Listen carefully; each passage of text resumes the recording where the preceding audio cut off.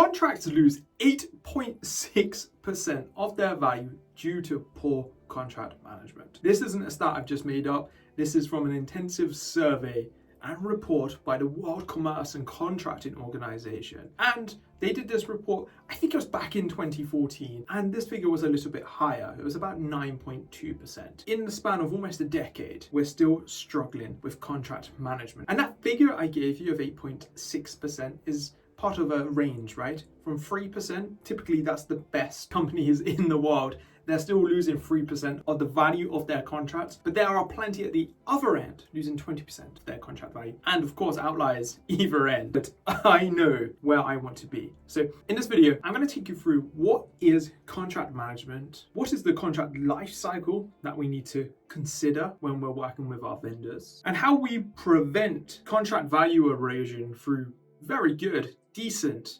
amazing contract management activities. So what is contract management? And I'm not going to bore you with the details of what a contract is. We're just going to take the contract as a concept that is proven, that is legal, that is an agreement between two parties. And the two parties we care about is the contract we have with one of our vendors. So someone who provides us with a service, some sort of goods, or maybe some software. And contract management is all about making sure we get whatever it is we've contracted for, and it fits within something called the contract lifecycle. And we would typically look at this in two distinct phases. So we have one phase, which is the pre-signature phase. This is all the activities that go into getting that contract signed. And then on the other hand, we have post-signature contract management activities. This is typically the area of neglect. And this is one area where if you can get this right, that value erosion that we spoke about at the start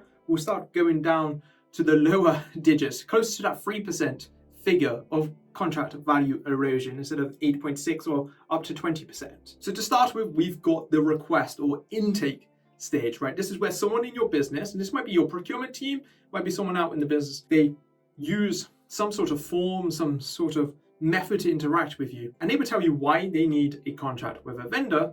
And you will use this very important phase to collect as much information about this request as possible, because a big problem a lot of organizations have is that the request and intake phase is typically left to email, to Slack, to in-person communications, and yeah, it's just a nightmare because someone will just message you, hey, we need to get this contract in place, and you'll be like, cool, I can help you with that, but I need to know this and this and this, and then there might be something you've forgotten, and it just leads to a massive back and forth. And that back and forth is exactly what we want to get rid of. So by building, hopefully into a digital system, a platform such as Gatekeeper, a vendor contract and lifecycle management platform, we can collate all of that data using a dynamic form, depending on the type of request, the type of vendor, the type of category, and so on and so on.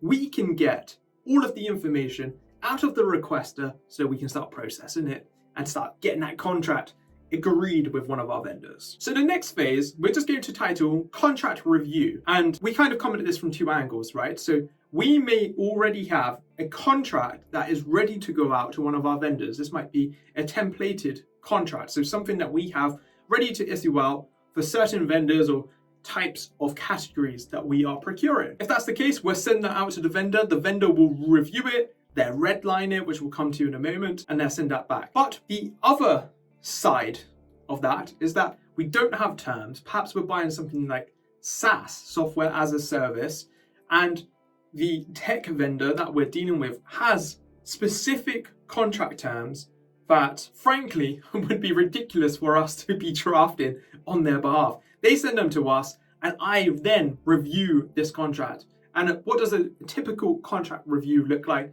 It's typically me reading the contract, looking for areas that don't conform or comply with my organization's risk positions. I may have a contractual playbook that sets out, hey, we need these 10, 15 points as is. It might be the limits of liability, the insurance amounts, it might be intellectual property rights, whatever it is.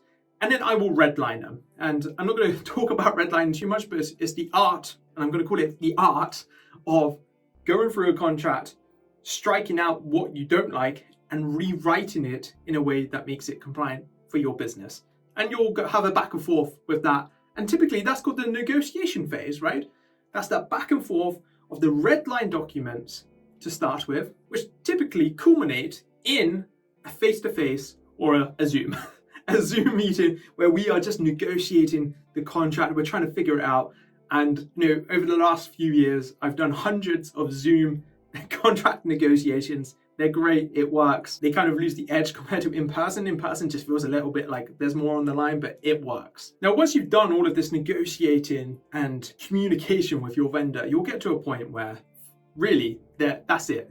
The vendor doesn't want to do it anymore. You don't want to do it anymore. You've exhausted the avenues that you're willing to tread with your vendor. Now we have that review and approval process. As a contract management professional, I might need my general counsel to sign off on the positions I got with my vendor. Perhaps I haven't got to a fully compliant position with our contractual playbook or our risk standards, whatever it is we're using. Perhaps that's the same if you're a legal counsel. But in short, what I'll say is that everyone's review process looks a little bit different, but there's two phases, right? You need someone to review your work and you need them to approve it. And those approvals are essential to show to any auditors or to comply with maybe ISO 27001, SOC 2, that you are putting enough rigor into your vendor review process, right? Because this is an area that you can come really unstuck with in terms of audits if you're just blindly accepting whatever it is your vendors want you to sign in those contracts. So that review approval phase is vital.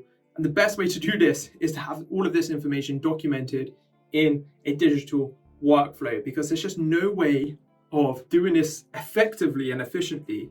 I've done hundreds of these over the years by email, and I've done hundreds and hundreds of these in Gatekeeper, and I can tell you which one I prefer. It's definitely Gatekeeper. And then we come to the easy part, which is the digital signature phase. Once everything's been reviewed and approved, you put it into your digital platform, you get it signed by the right people, and typically you only have a list of approved signatories for your business built into your system. So once that contract's been signed, we're pretty much at the end of that pre-signature phase, right? All that needs to happen now is that contract needs to be stored. If you're working in a manual method, you've probably been emailed your digital signature if you're digitally signing them. Now you have to store them in Google Drive, SharePoint, wherever it is that you store contracts. But in a vendor and contract lifecycle management platform like Gatekeeper, as soon as that contract is signed, it moves to the next phase and is automatically sent over to your contract repository that's linked to your vendor record, right? So everything is where you need it. It's all signed. You've got that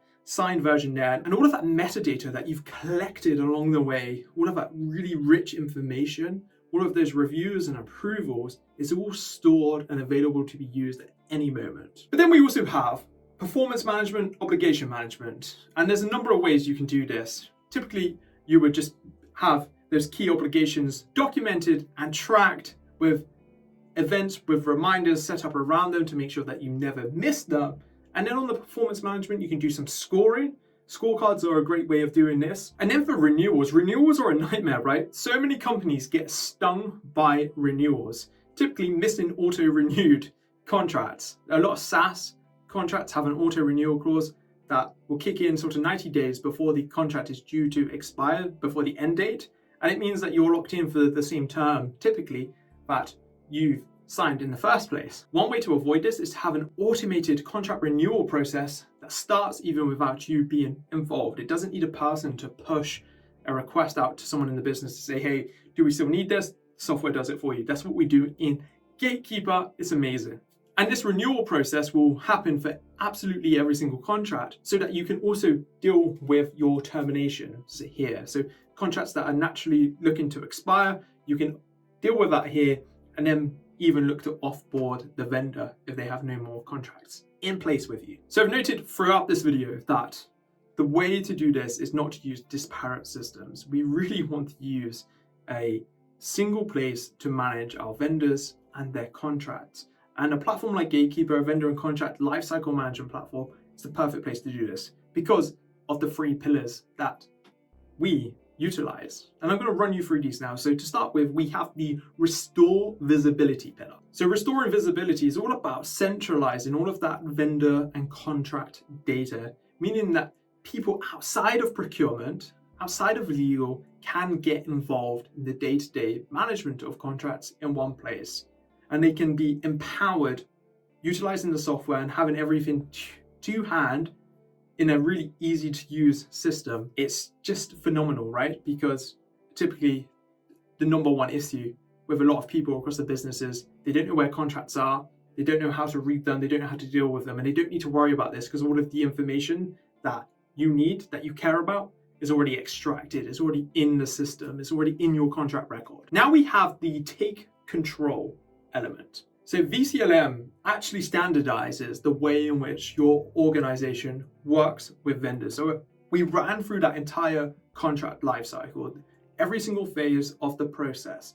Now, if you've got multiple different teams across different entities, different geographies, each one could be doing these things slightly different.